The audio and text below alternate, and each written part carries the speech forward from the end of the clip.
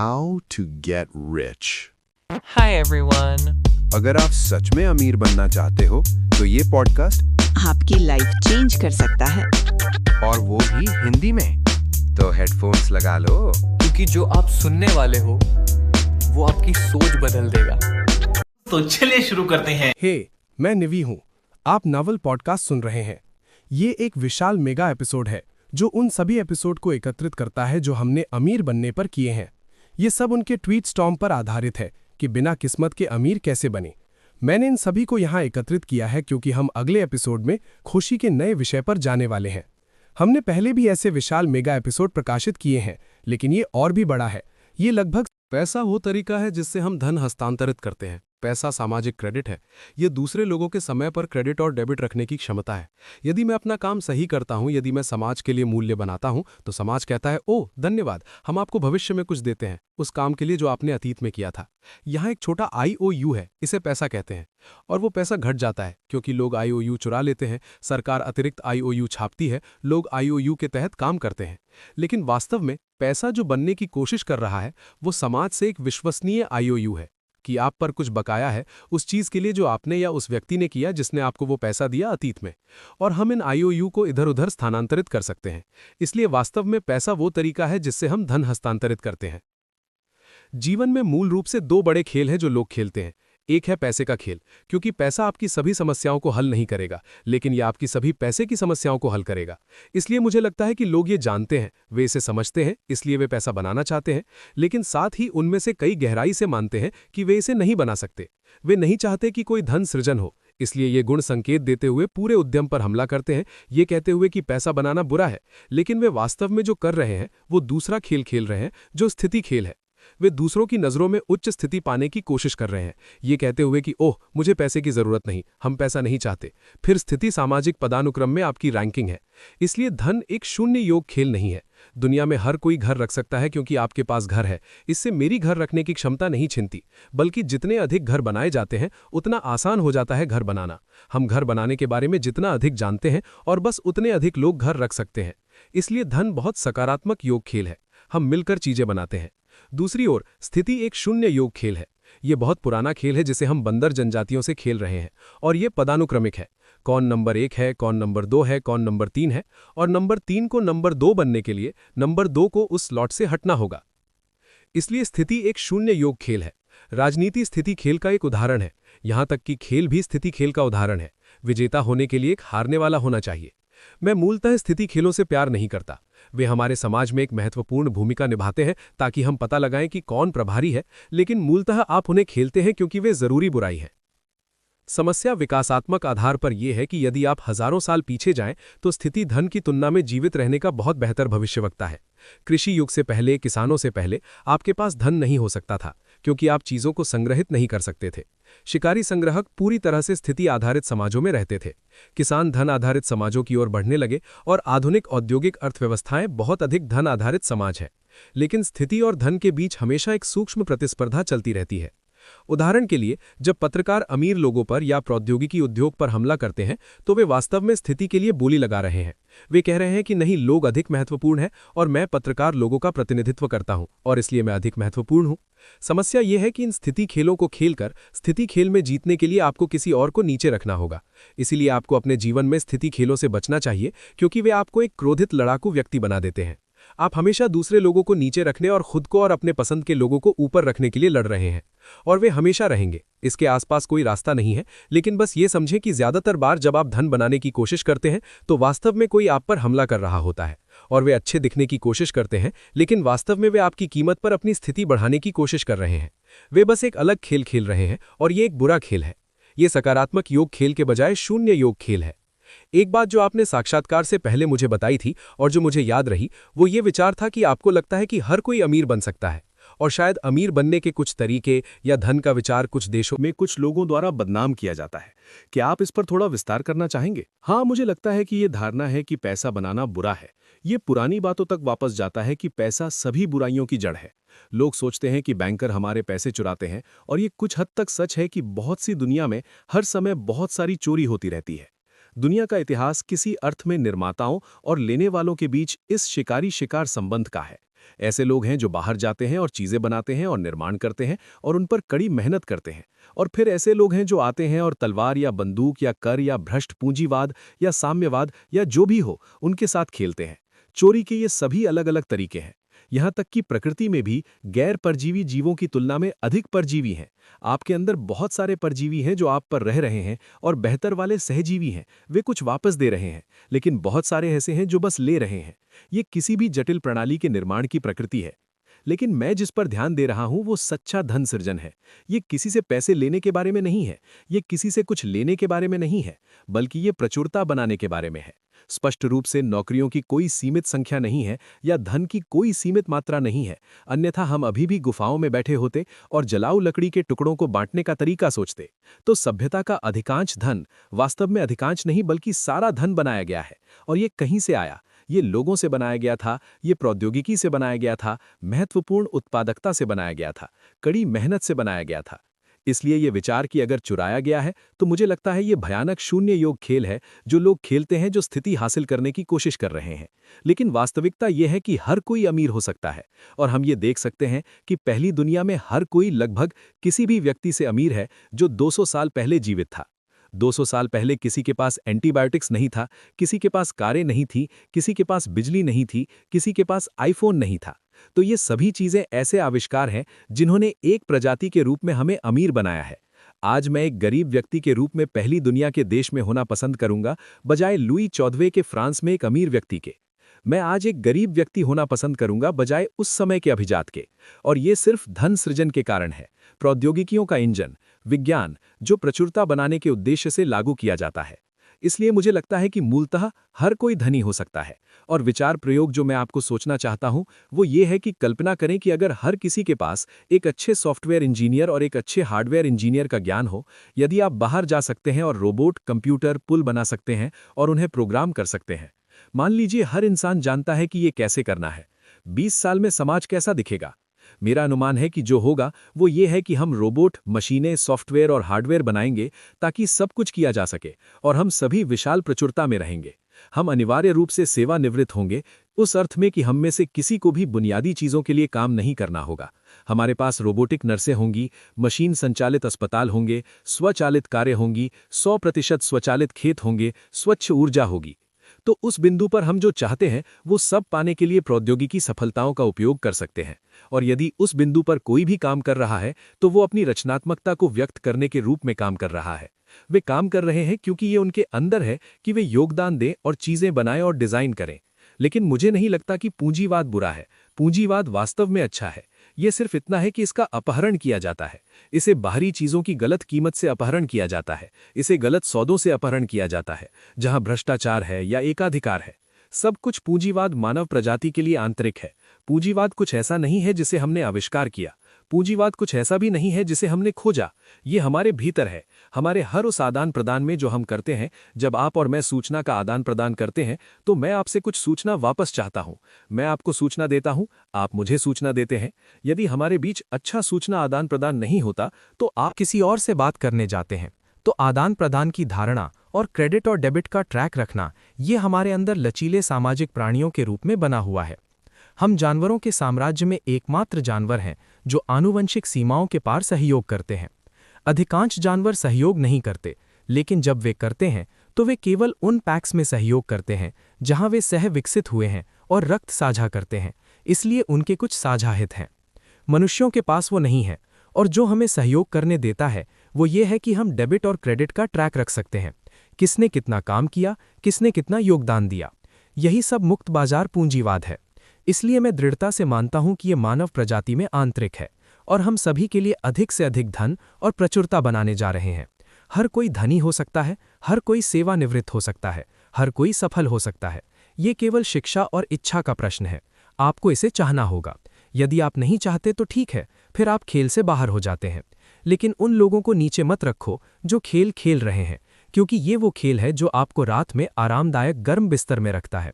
ये वो खेल है जो आपके सिर पर छत रखता है। ये वो खेल है जो आपके सुपरमार्केट को स्टॉक रखता है। ये वो खेल है जो आपकी जेब में आईफोन रखता है। इसलिए ये एक सुंदर खेल है जिसे नैतिक रूप से, तर्कसंगत रूप से, नैतिक रूप से, सामाजिक रूप से मानव जाति के लिए खेलना उचित है। और ये हम सभी को अधिक से अधिक अमीर बनाता जाएगा जब तक कि हमारे पास उन सभी के लिए विशाल धन सृजन ना हो जो इसे चाहते हैं।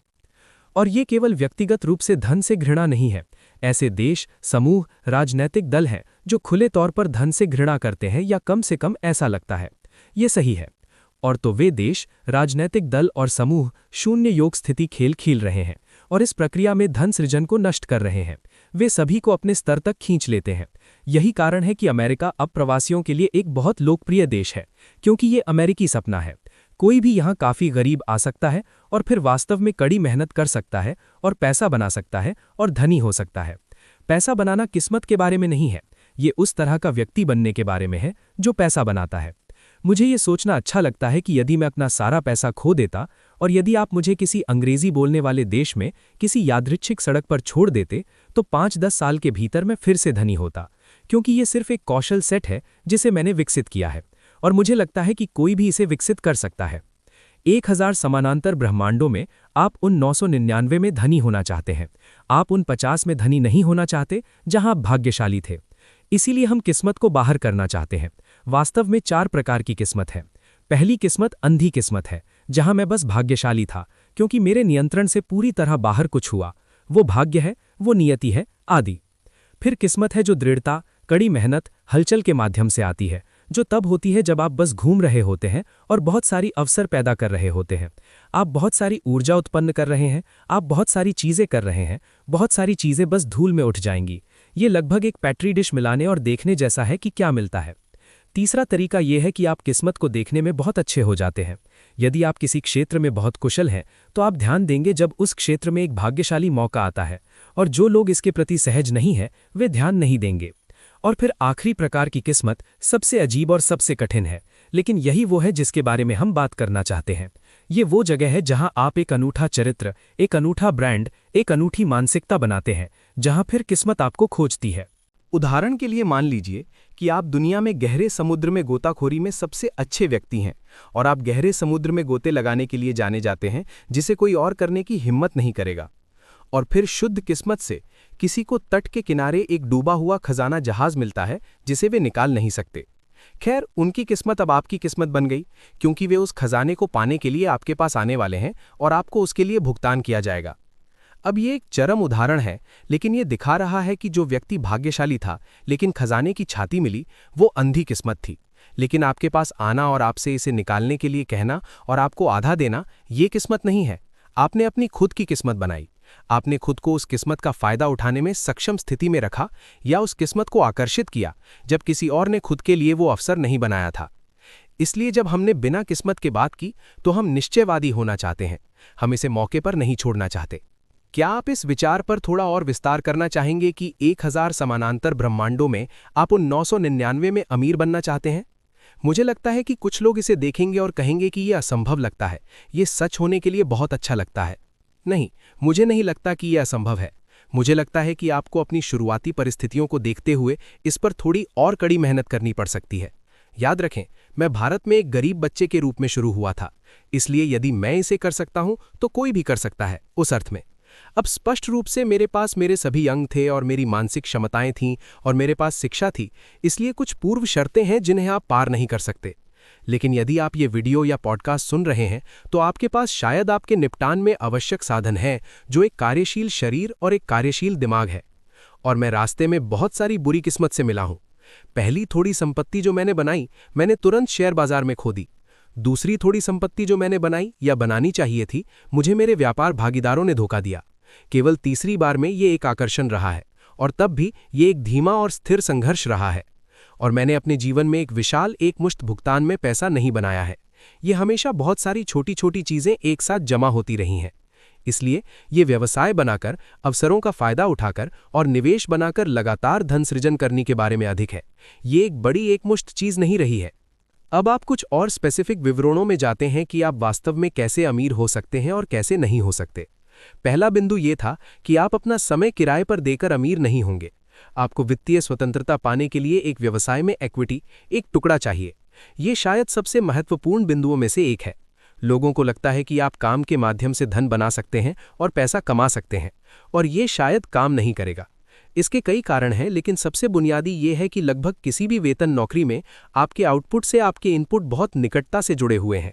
यहाँ तक कि जो प्रति घंटे बहुत अधिक भुगतान कर रही है, जैसे एक वकील या डॉक्टर, आप अभी भी घंटे डाल रहे हैं और हर घंटे आपको भुगतान मिलता है। तो इसका मतलब है कि जब आप सो रहे होते हैं तो आप कमा नहीं रहे होते, जब आप सेवानिवृत्त होते हैं तो आप कमा नहीं रहे होते, जब आप छुट्टी पर होते हैं तो आप कमा नहीं रहे होते, और आप गैर रेखीय तरीके से नहीं कमा सकते।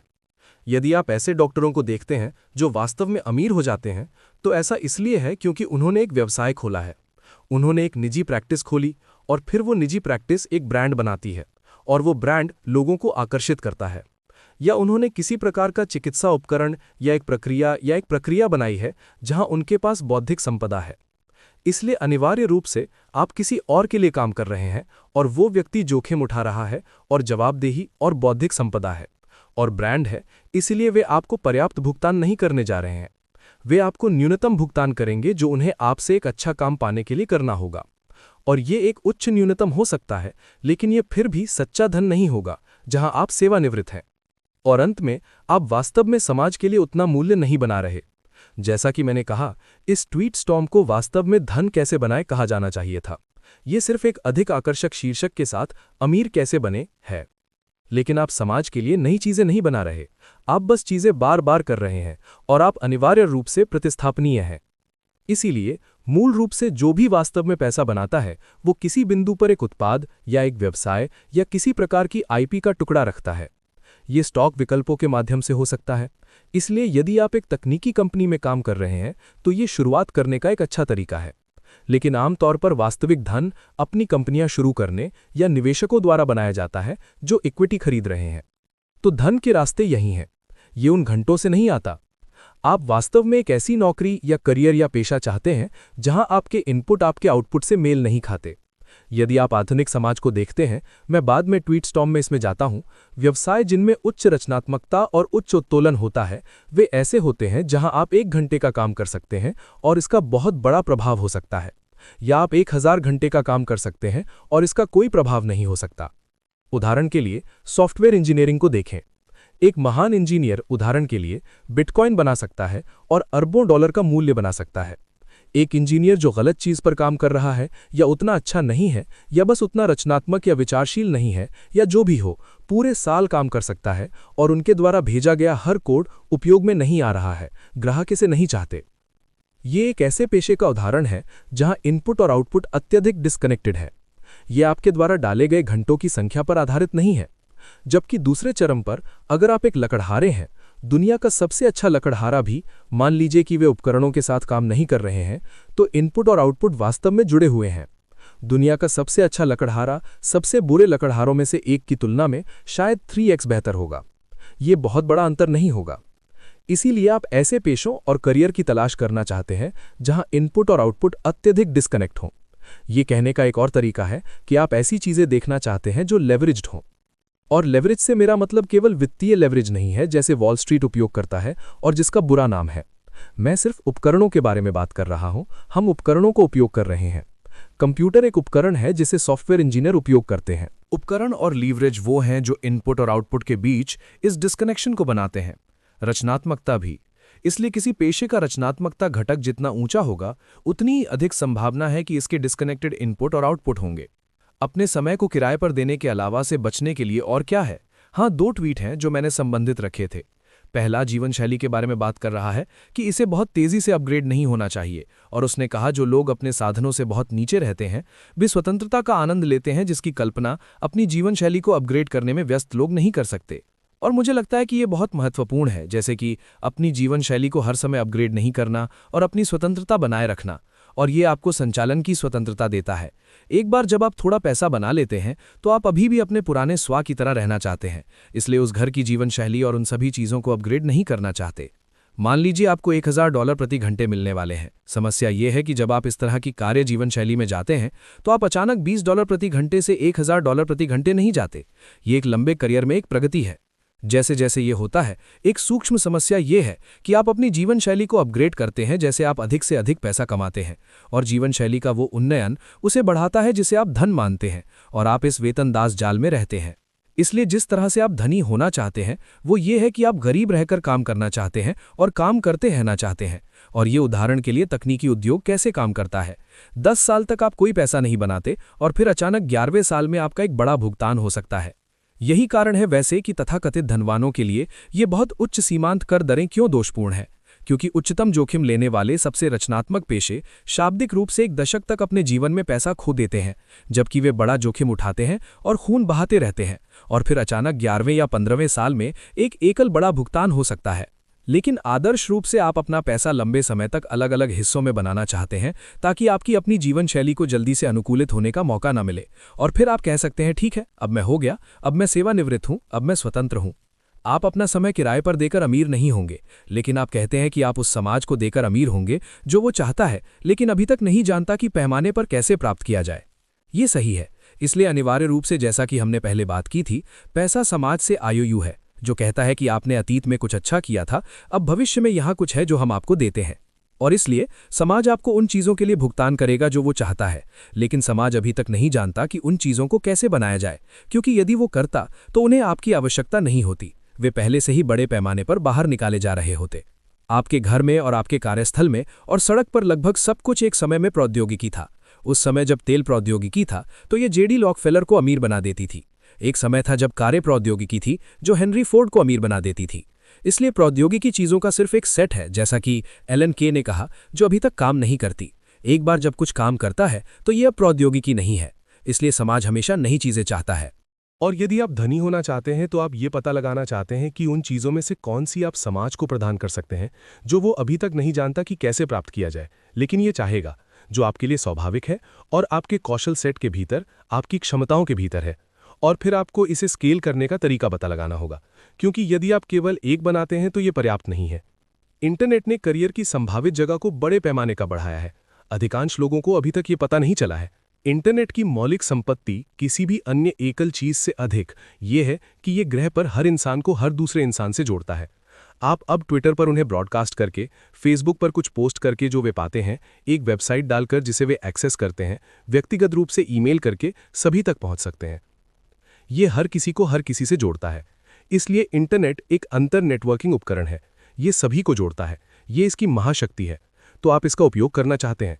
जो ये आपको समझने में मदद करता है वो ये है कि इंटरनेट का मतलब है कि आप अपने उत्पाद या अपनी प्रतिभा और कौशल के लिए अपना दर्शक वर्ग पा सकते हैं, चाहे वे कितनी भी दूर हों। इंटरनेट किसी भी नीच जुनून को सक्षम करता है, जो कि सबसे अजीब चीज हो सकती है, स्केल करने के लिए। अब ये कहना नहीं है कि आप जो बनाते हैं वो अगला फेसबुक होगा जो अरबों लोगों तक पहुंचेगा, लेकिन यदि आप सिर्फ 50,000 जुनूनी लोगों तक पहुंचना चाहते हैं जैसे आप, तो वहां एक दर्शक है। इसलिए इसकी सुंदरता यह है कि इस ग्रह पर 7 अरब प्राणी हैं। मानव डीएनए का संयोजन अविश्वसनीय है। हर कोई पूरी तरह से अलग है। आप कभी भी 2 लोगों से नहीं मिलेंगे जो एक दूसरे के समान भी हों। आप प्रतिस्पर्धा से प्रामाणिकता के माध्यम से बच सकते हैं। जब आप लोगों के साथ प्रतिस्पर्धा कर रहे होते हैं तो ऐसा इसलिए है क्योंकि आप उनकी नकल कर रहे होते हैं। हर इंसान अलग है। नकल मत करो, कॉपी मत करो, बस अपनी बात करो। कोई भी आपके साथ आप होने में प्रतिस्पर्धा नहीं कर सकता। ये इतना सरल है। और इसलिए जितना अधिक आप प्रामाणिक हैं कि आप कौन हैं और आप क्या करना पसंद करते हैं, उतनी कम प्रतिस्पर्धा होगी। इसलिए आप प्रामाणिकता के माध्यम से प्रतिस्पर्धा से बच सकते हैं। आपको ऐसे उद्योग चुनना चाहिए जहां आप लंबे समय के लोगों के साथ दीर्घकालिक खेल खेल सकें। ये इसलिए क्योंकि जीवन में सभी लाभ चक्रवृद्धि ब्याज से आते हैं, चाहे वो रिश्तों में हो या पैसा बनाने में या सीखने में। चक्रवृद्धि ब्याज एक अद्भुत बल है।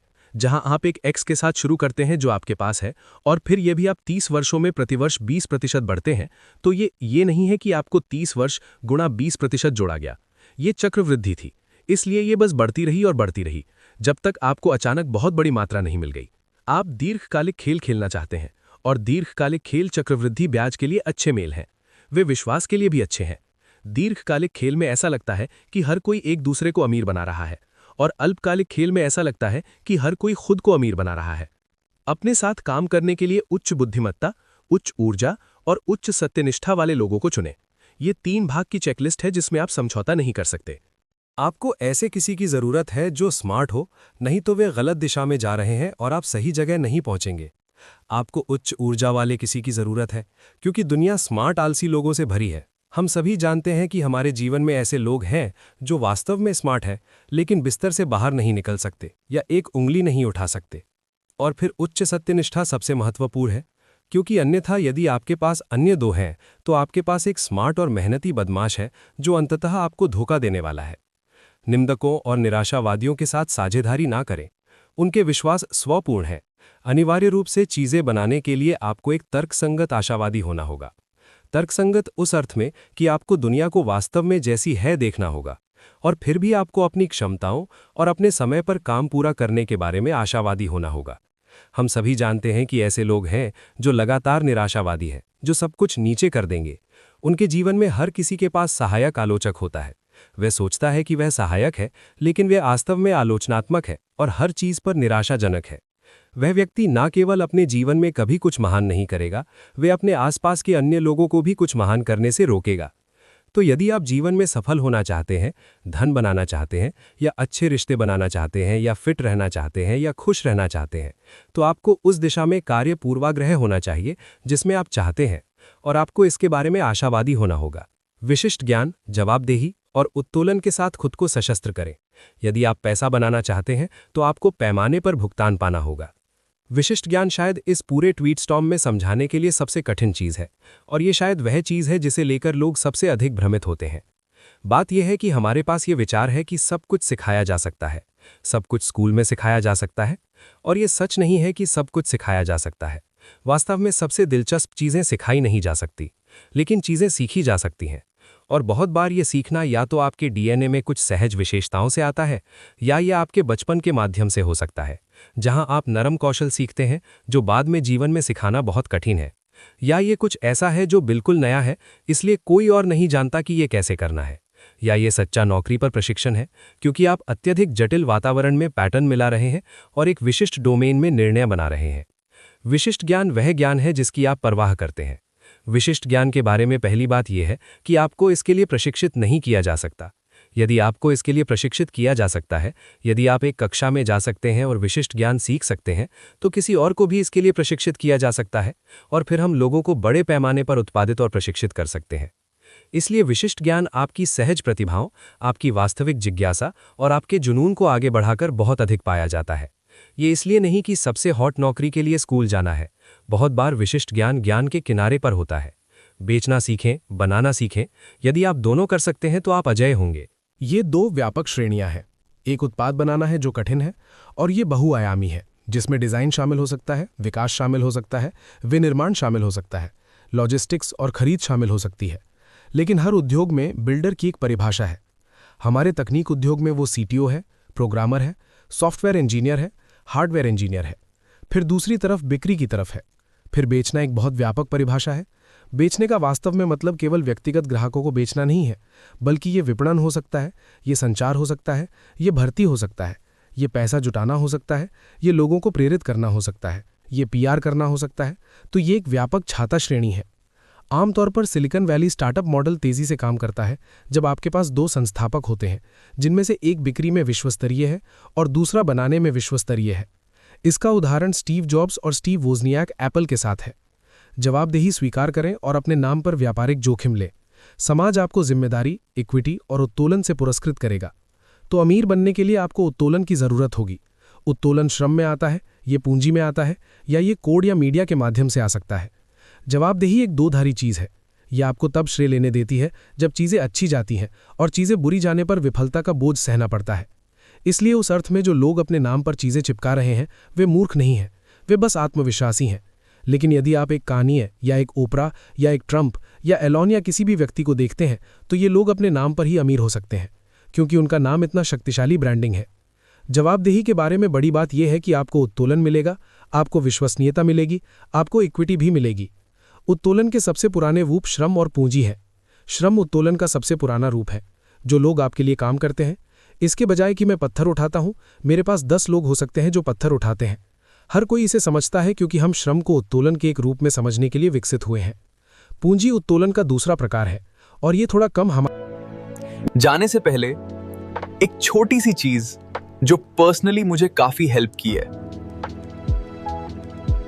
अगर आप भी अपनी इनकम और स्किल्स को नेक्स्ट लेवल पे ले जाना चाहते हो तो मैंने एक useful book almanack of Naval Ravikant how to talk to anyone, भाई एक बार ये बुक मेरे सजेशन से ये बुक पढ़ो, तुम्हें सारा गेम समझा आ जाएगा। एंड बुक का लिंक डिस्क्रिप्शन में डला है, आप एक बार जरूर चेक करना, शायद ये आपके लिए भी गेम चेंजर हो सकता है।